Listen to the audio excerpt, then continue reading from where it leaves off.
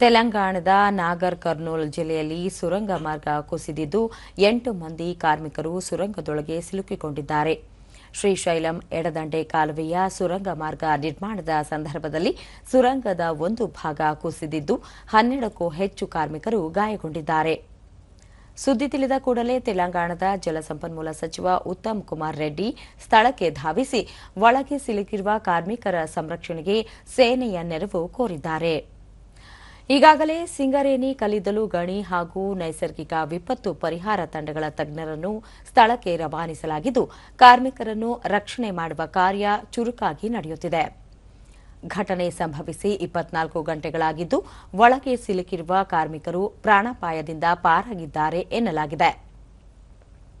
ಈ ಮಧ್ಯೆ ಪ್ರಧಾನಿ ನರೇಂದ್ರ ಮೋದಿ ಘಟನೆಯ ಬಗ್ಗೆ ಆಘಾತ ವ್ಯಕ್ತಪಡಿಸಿದ್ದು, ತೆಲಂಗಾಣ ಮುಖ್ಯಮಂತ್ರಿ ರೇವಂತ್ ರೆಡ್ಡಿ ಅವರಿಗೆ ದೂರವಾಣಿ ಕರೆ ಮಾಡಿ ಘಟನೆಯ ಮಾಹಿತಿ ಪಡೆದಿದ್ದಾರೆ.